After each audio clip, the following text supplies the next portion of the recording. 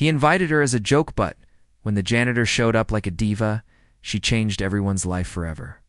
Every evening, as the sun slowly disappeared behind the tall glass buildings of downtown Atlanta, Gloria Robinson would walk quietly into the giant office building where she worked. She wore a plain navy blue janitor's uniform, white sneakers, and tied her short, curly hair under a cap. Her job was simple: clean the office floors, empty the trash cans, dust the furniture, and make sure everything looked perfect for the next day. She did it silently, carefully, and with pride. Gloria worked the night shift, so she rarely saw the office workers during the day. But sometimes, especially on Thursdays, the top executives stayed late for their meetings, and she would catch glimpses of them laughing loudly, drinking expensive whiskey, and talking about luxury cars, investments. In vacations in Paris or Dubai, Gloria always kept her eyes down and never interrupted. She understood her place in their world, or at least that's what they thought. She had worked in that building for nearly 7 years, but hardly anyone knew her name. To most of the people in the building, she was just the cleaning lady. But Gloria didn't let that bother her. She had seen enough of life to know how people often judged others by what they wore, what job they had, or how much money they made. She had learned to smile at people's coldness, to keep walking when ignored, and to carry her dignity quietly. One Thursday evening, something unusual happened. Gloria was pushing her cleaning cart past the executive conference room when she heard laughter louder than usual. She paused to empty a nearby bin, just close enough to hear their voices. Inside, a group of well-dressed young executives were gathered, sipping drinks and sharing stories. Among them was Bryce Langford, a rich, flashy businessman known for his fast sports cars, tailored suits, and endless arrogance.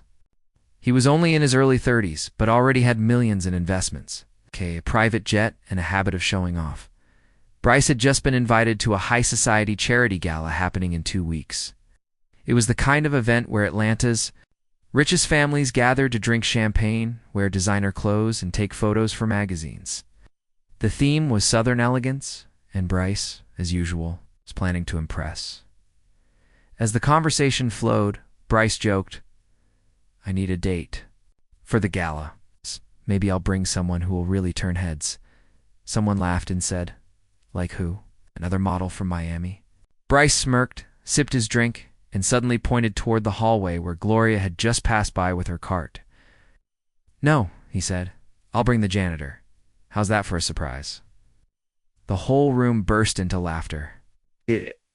"Terrible," one woman said, chuckling. Bryce raised an eyebrow. "Come on, wouldn't it be hilarious? Imagine their faces when I walk in with her." Gloria had heard every word. Her hands froze on the cart handle. Her chest tightened, but she didn't let it show. She turned the corner slowly, pretending she hadn't heard anything. But inside, her heart was racing, not with sadness, but with something deeper, something powerful. She stood still in the hallway, facing a window that looked over the glittering city lights. She took a deep breath, calming herself. People had made jokes at her expense before. It wasn't new. She was a black woman in her 60s, working a job most people overlooked. But tonight felt different. This time she didn't feel small or embarrassed. She felt challenged. The next morning, Bryce walked into the lobby with sunglasses on, still laughing about his joke from the night before. Gloria happened to be there, waiting for the elevator after finishing her shift. She stood tall, shoulders back, and when their eyes met, she spoke calmly. "Mr. Langford," she said. He looked surprised that she had spoken to him. "Yes." "I heard your invitation last night," she said. Bryce chuckled awkwardly. "Oh, right, that was just a—" "I accept," Gloria said. Bryce blinked. "You what?" "I accept your invitation to the gala," she repeated, her voice smooth but firm. There was a moment of silence. He laughed, clearly caught off guard.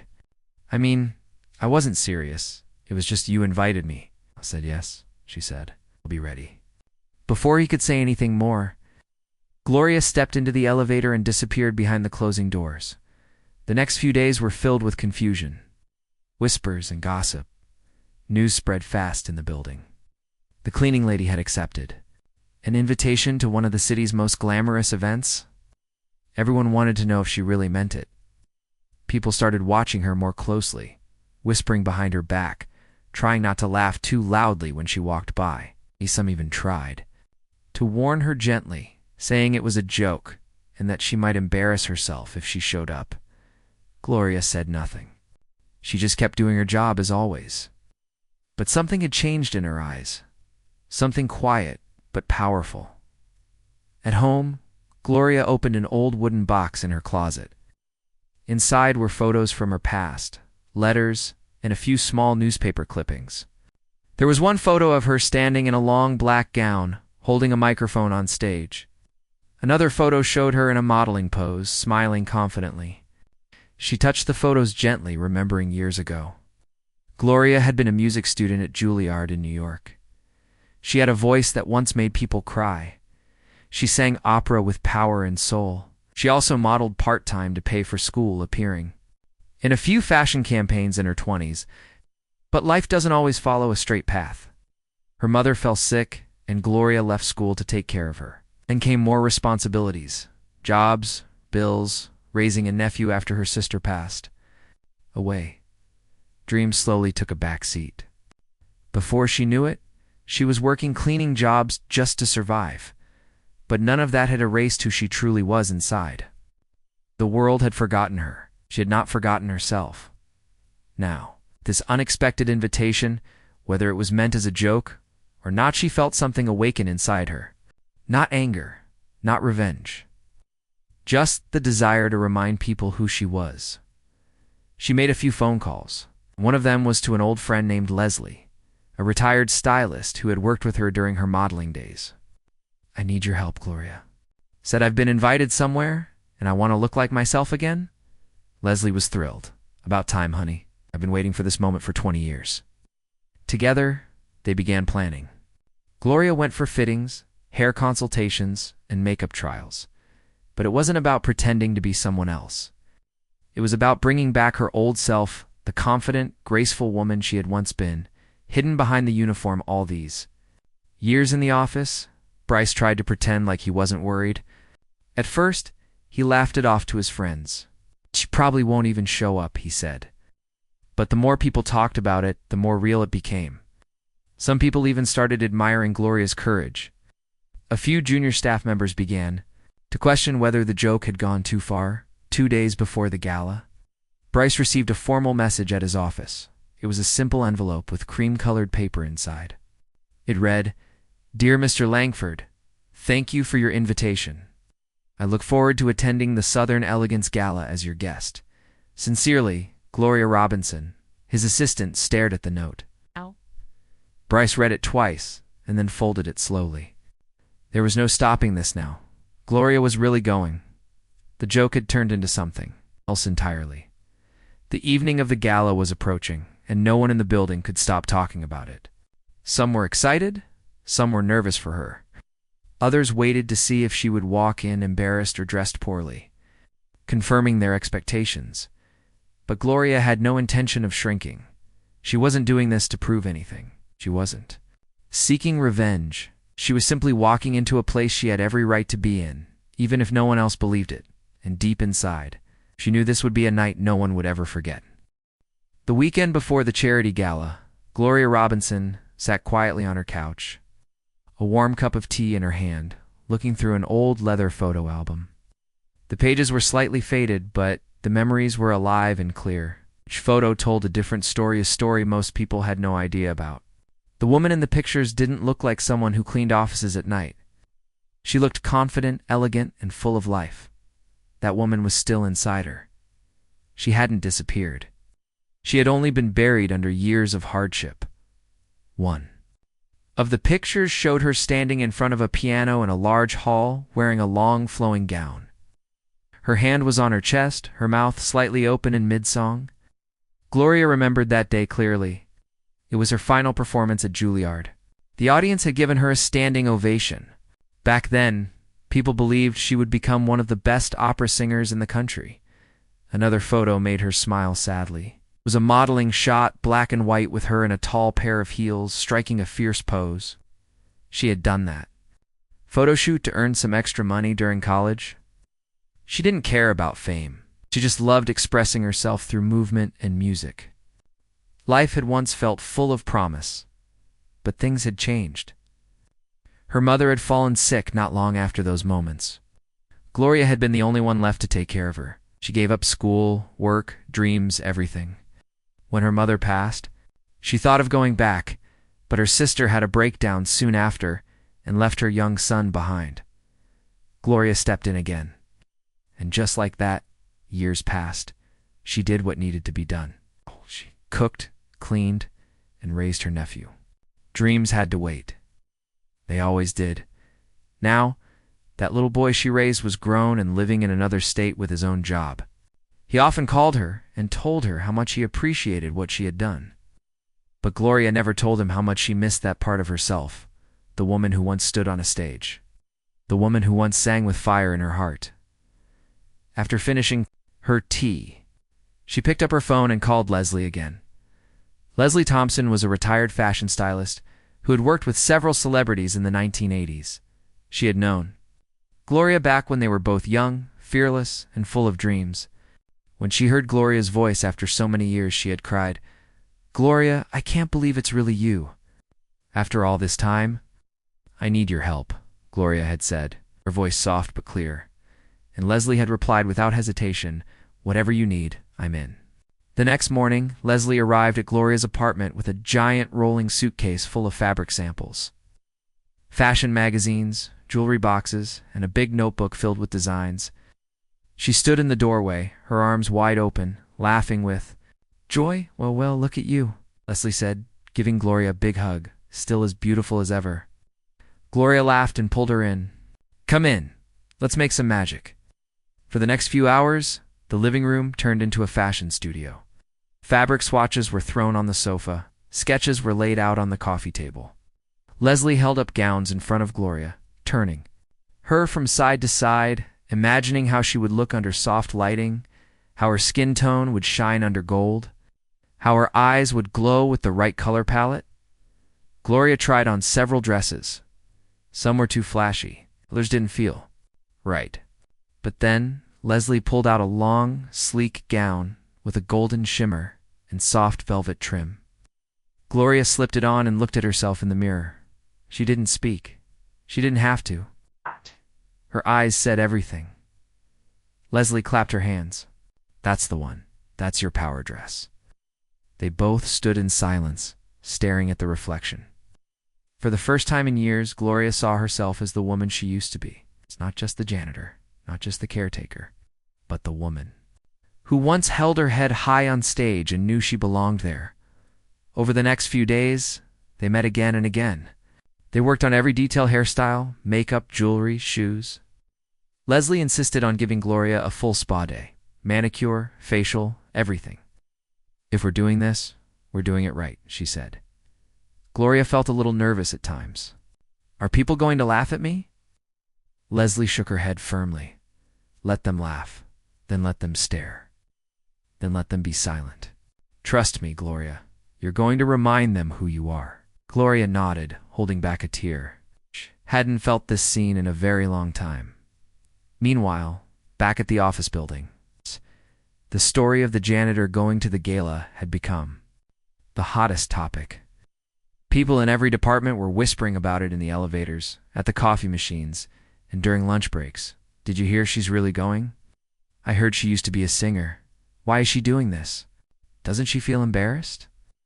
But some voices were different. "I think it's brave. Maybe she has something special we don't know about." Not everyone was mocking her now. A few started admiring her courage. Even some of the younger employees began to question how they had treated people around them. One intern, Maya, who had once walked past Gloria without saying hello, began greeting her every time they crossed paths. She even left a note near the janitor's closet one evening that read, "You're amazing. Can't wait to see you shine."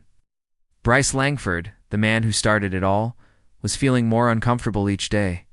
At first, he thought Gloria wouldn't take it seriously. Then, when she said yes, he thought she'd back out eventually.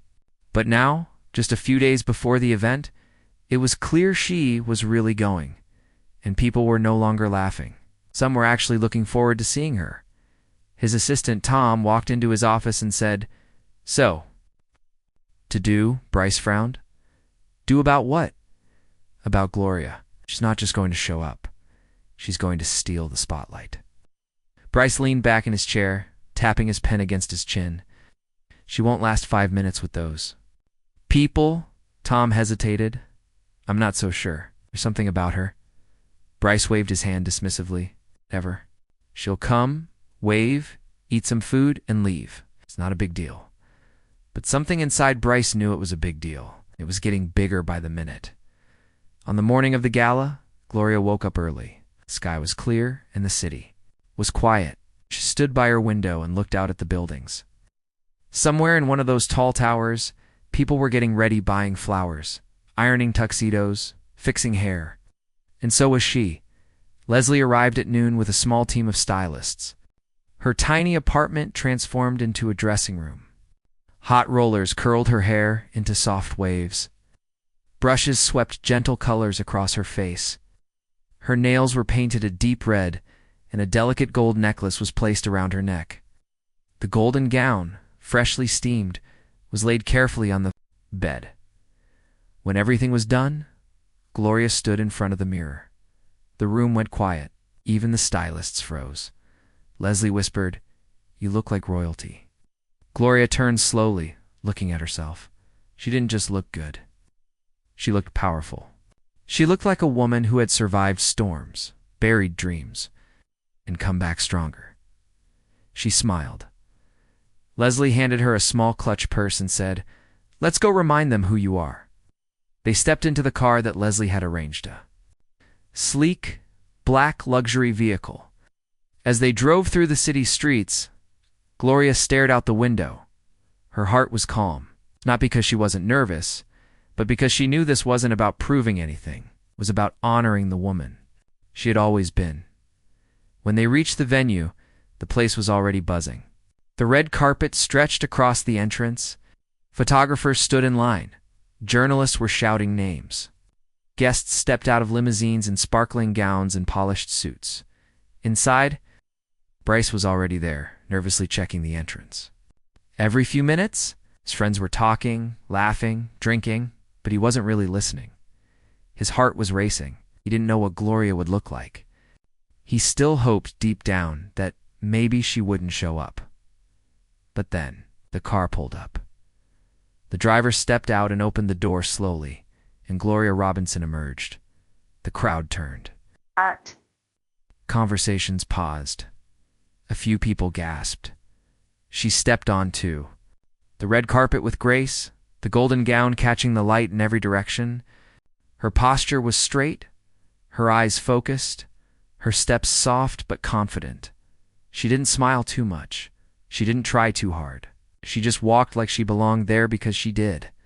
One of the photographers asked, "Ma'am, who are you wearing tonight?" She smiled softly and replied, "Just someone who believes in beauty and grace." Inside the ballroom, heads turned, people stared. Some tried to figure out who she was. A few whispered, "Is that the janitor?" Others said, "She looks like a queen." Bryce stood frozen. He had never seen her like this, and for the first time in a long time, he was speechless. Gloria spotted him from across the room and walked over slowly, her eyes steady, her spirit unshaken. "Good evening, Dan. Mr. Langford," she said with a calm smile. Bryce cleared his throat. Wait. You look, I know," she said gently.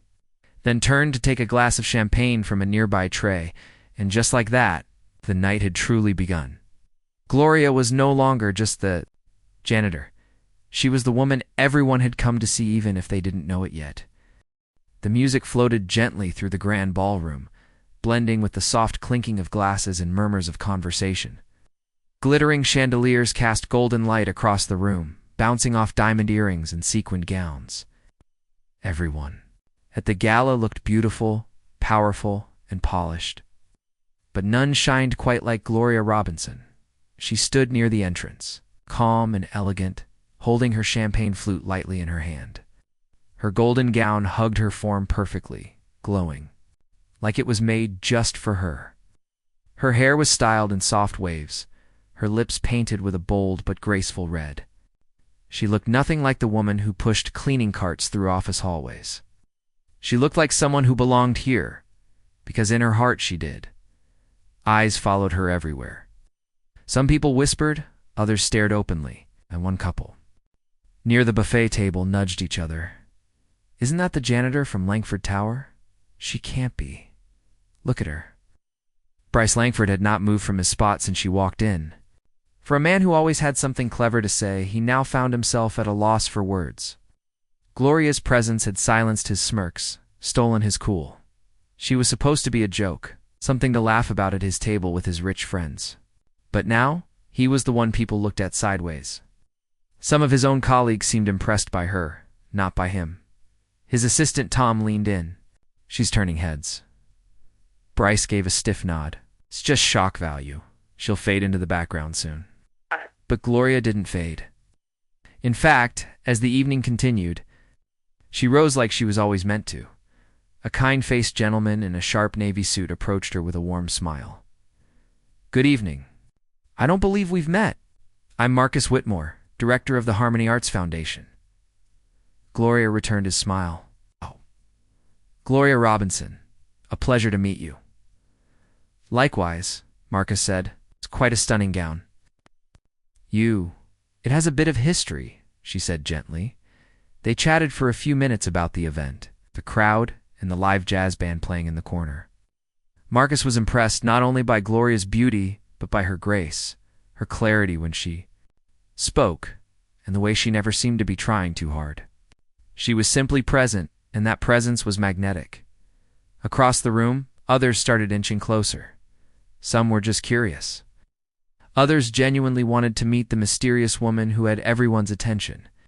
A socialite named Janessa complimented Gloria's necklace. A retired senator's wife asked if they had met before. And Gloria answered them all with kindness, not once mentioning her job, not once trying to hide anything. She simply let them see her at one point. A reporter from a fashion magazine approached her. "I'm so sorry to bother you," the woman said, holding her notepad. "I'm putting together a feature on standout looks from the gala. Would you mind telling me who styled you?" Gloria chuckled. "A dear friend. Leslie Thompson." The reporter's eyes widened. "Leslie Thompson? As in the celebrity stylist from the 80s? "The very one," Gloria said with a knowing smile. "Would you mind if I take your picture?" Gloria nodded, and the woman quickly snapped a photo, promising to credit everything properly. Meanwhile, Bryce grew increasingly uncomfortable. He was used to being the center of attention at events like this. It invited influencers, business leaders, even a couple of actors. But none of them were receiving the attention Gloria was getting. She wasn't trying to impress anyone. She didn't need to. That was what made it so powerful. He walked up to her, trying to reclaim some control of the situation. "Well, Gloria," he said, plastering on a fake smile. "You made it." She looked at him calmly, of course. "I was invited." His jaw tightened slightly. "You do know it was. Just a bit of fun, right? Nothing serious." She raised an eyebrow. "Oh, I see. You invited me as a joke," he began, but she cut him off softly. "I understand," she said. "But you know what's funny, Mr. Langford? The joke didn't land. I'm here, standing, being treated with respect, and you're the one who looks uncomfortable." People nearby pretended not to listen, but they absolutely were. Bryce laughed awkwardly. "You're quite something, aren't you?" Gloria sipped her champagne and replied, "Yes, I am. Why, I am." She walked away, leaving him standing in his own discomfort. As she moved around the room, she found herself in a circle of artists, designers, and musicians. One of them asked her, "Are you in the arts?" "I used to be," she said. "Singing. I studied opera. Life got in the way." An older woman leaned forward. "Would you sing something now?" Gloria hesitated. No, I couldn't. This isn't the time," but someone nearby encouraged her. Then another. And soon, even the band stopped playing, sensing something magical might happen. Gloria looked around. Every eye was on her. She closed her eyes, and then, without any microphone, she began to sing. Her voice was soft at first, gentle like a breeze. Then it rose, full of soul and strength, filling the room with warmth and wonder. It was a classic aria, sung not for show, but from the depth of her being. The entire room fell silent. Even the waiters froze in place. People had tears in their eyes. Some stood still in disbelief. Others placed hands over their hearts by the time she ended the final note. A full minute of silence passed, and then thunderous applause. People stood, clapped, and cheered. It wasn't just appreciation. It was admiration. It was recognition. Leslie, standing off to the side, wiped a tear from her cheek and whispered, "I knew it." Gloria bowed slightly, her eyes shining with both pride and humility. For the first time in a long while, she felt whole. She had reminded herself and everyone else of who she was, not because of a dress or an invitation, but because her talent, her grace, her truth had never gone anywhere. It had simply waited for the right moment to shine again. After her song, people swarmed her. Some asked about her past. Some offered business cards. One woman from a performing arts foundation even asked if she would be willing to perform at an upcoming concert. "I'm not sure I'm ready to jump back in," Gloria said, laughing. "But thank you. I'll think about it." Later in the evening, while she was speaking with a few guests near the grand staircase, the chairman of the charity approached her with a smile. "I heard what you did earlier," he said. "Incredible. Would you consider joining our arts outreach program for underprivileged kids? We could use someone like you." Gloria paused. For so many years, she had focused on surviving. She had worked thankless jobs, lived quietly, stayed in the background. Now she was being asked to share her gifts, to inspire others. "I'd love that," she said softly, as the gala neared its end. The lights dimmed, and a small award ceremony took place. A few donors and contributors were thanked. Then, unexpectedly, the host took the microphone and said, "Before we close the evening, we want to give a special thank you to someone who reminded us all that elegance, talent, and courage can come from the most unexpected places." There was a pause. "Gloria Robinson, would you please stand?" A spotlight moved to her. Gasps went around the room. Some clapped. Some looked stunned. Gloria slowly stood, unsure of what to say or do. "We thank you not just for gracing us with your voice, but for reminding us to look deeper, to treat every person with dignity. You're the heart of what this evening stands for." The crowd erupted in applause again. Gloria stood there, her eyes shining, her heart full. She gave a slight nod and smiled, taking it all in. After the gala ended, she stepped outside into the cool night air. The city sparkled in front of her. She took a deep breath. The limo Leslie had arranged pulled up quietly. But before getting in, Gloria looked back at the building. For years, she had entered places like this through service doors, side hallways, basements. Tonight, she had walked through the front, greeted like a queen. As the car pulled away, she looked out the window. Feeling peace wash over her, the joke had been on her, but she had turned it into something powerful. She had walked into a world that tried to laugh at her, reminded them who she truly was. Not just a janitor, not just a woman in a gown, but a force, a voice, a story, and that story was just beginning again. The days after the gala were filled with unexpected excitement for Gloria Robinson. She woke up one morning feeling different, not just because of the gala night, but because something inside her had shifted. For years, Gloria had believed her. Life was fixed in a certain way, a way that didn't allow for dreams or second chances. But now, with the memory of that golden gown and the applause still fresh in her mind, she realized life could surprise her. The phone rang early one morning. Gloria was still rubbing sleep from her eyes when she picked it up. "Gloria, it's Marcus Whitmore." Her heart skipped a beat. Marcus was the director of the Harmony Arts Foundation, the man she had met at the gala who had first recognized her grace. "Yes, Marcus," she answered, trying to keep her voice steady. "I wanted to say again how incredible your performance was," he said warmly. "And I have some exciting news. We'd like to invite you to be the face of our new outreach program for young artists in underserved communities." Gloria sat up straighter, feeling a flutter of hope. That sounds wonderful, she said. We believe your story will inspire a lot of young people who feel stuck or forgotten, Marcus continued. Would you be willing to speak at our upcoming fundraiser? Gloria smiled, feeling both nervous and excited. I would be honored. That phone call was the start of a whirlwind of invitations, interviews, and new opportunities. For the first time in a long time, Gloria felt the world opening up to her. But with all the new attention came challenges she hadn't expected. People who had once ignored her now wanted to be friends. Some congratulated her sincerely, while others whispered behind her back. Unsure if this new Gloria was real or just a lucky moment.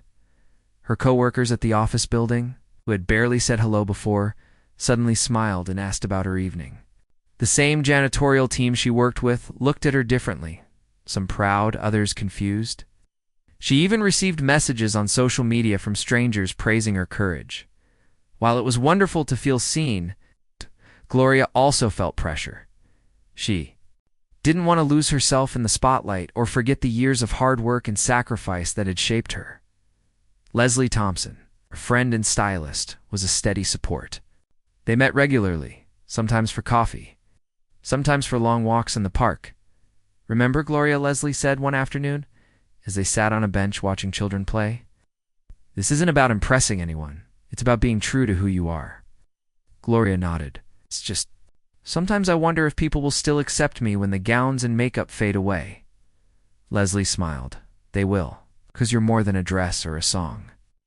One afternoon, Gloria visited the Harmony Arts Foundation office to meet with Marcus and the team. The office was buzzing with energy, young artists practicing, volunteers organizing events, and staff planning upcoming programs. Marcus greeted her warmly. Gloria, we want to hear your ideas. How do you think we can best reach young people who feel like their dreams don't matter? Gloria thought for a moment. I believe it starts with listening. Many young people don't feel heard or valued. If we can create safe spaces where they can express themselves freely through music, painting, writing, that could change everything. Marcus smiled. Exactly.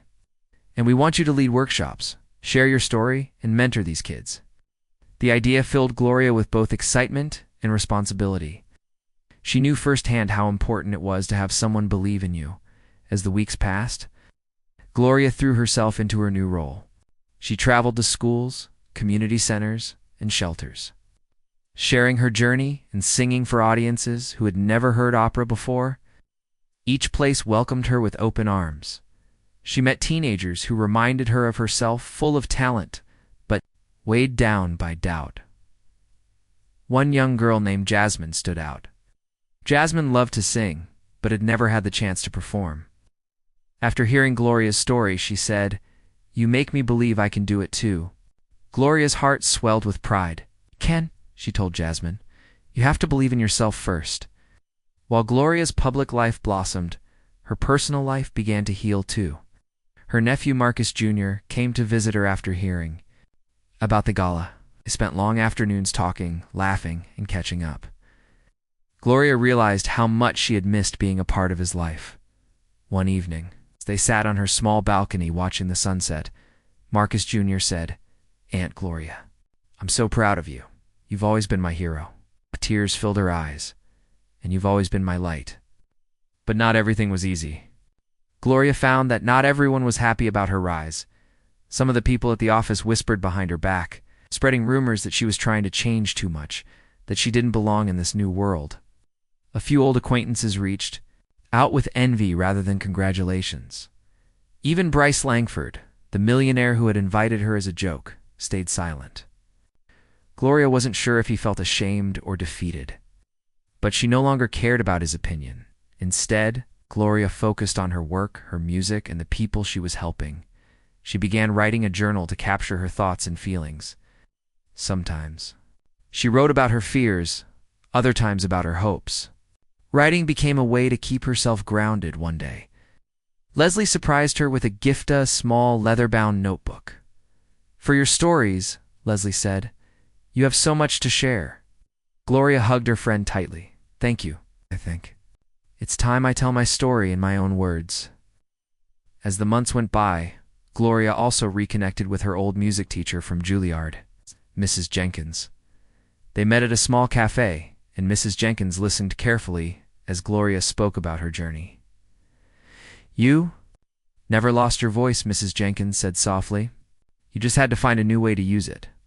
With Mrs. Jenkins's encouragement, Gloria began taking voice lessons again, slowly regaining her confidence. She dreamed of one day performing on stage again, not to impress, but to inspire her. Friends and supporters started encouraging her to write a memoir, and Gloria even considered it. The idea of sharing everything, her struggles, sacrifices, and triumphs, felt both terrifying and liberating. Meanwhile, the media attention continued. Local news channels featured her story, and she was invited to speak on a popular radio show. Each time, Gloria spoke honestly, never forgetting the janitor she used to be, or the little girl who dreamed of singing. One night, after a long day of interviews, Gloria sat alone in her apartment. She looked around at the pictures Leslie had helped her frame, photos from the gala, letters from fans, and snapshots of her with the children she mentored. She thought about how far she had come, not just from janitor to diva at a fancy gala, but from a woman who had almost given up on herself to one who dared to dream again. She realized that her story wasn't just about her, it was about every person who had ever been overlooked, underestimated, or forgotten. Gloria decided then and there that she would use her voice, not just for music, but for change. She wanted to create a world where no one's dreams were dismissed because of their job, their skin color, or their past. And she would start by being the change herself. As the seasons changed, Gloria continued to inspire many. Her workshops grew larger, her singing became stronger, and her smile more radiant. She often thought about the night she walked into that gala, dressed like a queen. It had been a turning point. But the real journey was only beginning, because true power isn't about gowns or applause, it's about rising, again and again, despite the odds. And Gloria Robinson was proof of that. Gloria Robinson's life had changed in ways she never imagined. The journey from being a janitor at Langford Tower to becoming a respected and admired figure in the arts world was nothing short of miraculous. But the story did not end there. This was the part where everything she had learned, endured, and hoped for came together, creating a future filled with promise, challenges, and new dreams. Even though Gloria had become well known, she remained humble. She knew that fame was fleeting and that true happiness came from making a real difference. With that in mind, she set out to build something lasting, something that could help others find their voices, like she had found hers. The first step was creating a foundation in her own name. The Robinson Arts Foundation would focus on providing scholarships, music lessons, and mentorship programs to children from low-income families. Gloria wanted every child, no matter where they came from, to have a chance to follow their dreams. The work was harder than she expected. Fundraising took time, and many doors were closed to her because she wasn't from the right circles. But Gloria refused to give up. She remembered the long nights cleaning floors, the moments when she felt invisible, and she promised herself she would keep going no matter what. She organized benefit concerts, inviting local musicians and singers who also believed in the cause. One of her first big events was held in a community center packed with families, children, and supporters. Gloria sang with passion, sharing stories between songs that touched everyone's hearts. The room filled with hope. At one concert, she met a young boy named Elijah, who was shy, with wide eyes and a nervous smile. When she asked if he liked music, he nodded but said softly, "I don't think I'm good enough." Gloria knelt beside him. "Elijah, you don't have to be perfect. Music is about feeling. It's about telling your story. And everyone's story is important." Elijah's face lit up. With Gloria's encouragement, he joined the Foundation's beginner music class. Over the months, Gloria watched him grow, not just as a musician, but as a confident young person. That was the kind of change Gloria wanted to create. It wasn't just about her own success. It was about lifting others up and breaking cycles of doubt and fear. Meanwhile, Gloria's singing career slowly blossomed again.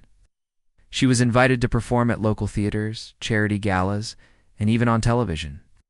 But now she sang with a deeper purpose, not for applause or fame, but to inspire. Her voice told stories of struggle, hope, and resilience.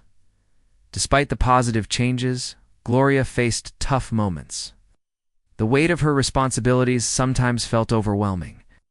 Balancing foundation work, singing, and personal life was exhausting. There were nights she cried alone, doubting if she was strong enough to keep going. But in those moments, she reminded herself why she started. She thought about the young faces she had seen, the letters from grateful families, and the memory of that gala night when everything changed. Her nephew, Marcus Jr., remained a constant source of joy and support. They had grown closer, sharing dreams and laughter. He often helped with foundation events. Sometimes Gloria found herself teaching him old songs she had learned as a child. Her friendship with Leslie Thompson also deepened. Leslie had become not just her stylist, but her closest confidant. They shared long talks about life, dreams, and the future. Leslie encouraged Gloria to write her memoir. Believing the world needed to hear her story, after much hesitation, Gloria began writing. She poured her heart onto the pages, recalling her childhood, the years of hard work, the night she stepped into that gala like a queen. Writing became a way to heal old wounds and celebrate new beginnings. When the book was published, it was met with warmth and admiration. Readers found hope in her story, and Gloria was invited to speak at book signings, schools, and conferences. One afternoon, during a speaking engagement at a high school, a student raised her hand. Ms. Robinson, how did you find the courage to keep going when everything seemed impossible? Gloria smiled gently. I didn't always feel brave. Sometimes I was scared and tired. But I believed that my story mattered. And I believed that if I gave up, someone else like me might never find their chance. Her words resonated with the room. For Gloria, moments like this made every struggle worthwhile. As her influence grew, Gloria also became an advocate for racial equality and workers' rights. She spoke openly about her experiences as a black woman working in jobs many looked down on. She used her platform to call for respect and fairness for all workers, no matter their role. Her voice was powerful, because it was authentic. Gloria never forgot where she came from, and she fought to make sure others didn't have to suffer in silence. One day, she received a letter from Bryce Langford. It was an apology, a long, heartfelt note admitting he had been wrong to treat her as a joke. He praised her strength and asked if there was any way to make amends. Gloria considered the letter carefully. Forgiveness was not easy, but she also knew that holding on to anger would only weigh her down. She wrote back, expressing gratitude for his honesty and encouraging him to reflect on how people are treated in every workplace. Their exchange never became a friendship, but it closed a painful chapter in her life. Years passed, and Gloria's foundation continued to grow. She hired staff, expanded programs, and even started an annual scholarship concert that attracted national attention. At one such concert, Gloria stood on stage, looking out at the crowd filled with families, supporters, and young artists. Her voice soared, carrying the stories of all the people who had shaped her life. When she finished, the audience rose in applause. Tears glistened in many eyes. Backstage, Elijah, now a confident young man, approached her. Thank you for believing in me, he said. Because of you, I'm chasing my dream. Gloria smiled, her heart full. No, Elijah, you believed in yourself. I just helped you see it. That night, Gloria returned home feeling a deep sense of peace. She thought about the long road she had traveled from cleaning floors in silence to standing under bright lights, surrounded by applause and love. She realized that her true victory was not in the fame or fortune, but in the lives she touched, and the barriers she helped break. Gloria Robinson's story was no longer just her own. It was the story of anyone who had ever been overlooked, doubted, or told they didn't belong. It was the story of courage, dignity, and the power of never giving up. And as Gloria looked to the future, she knew one thing for certain: her voice would keep singing, not just for herself, but for everyone who needed to hear it.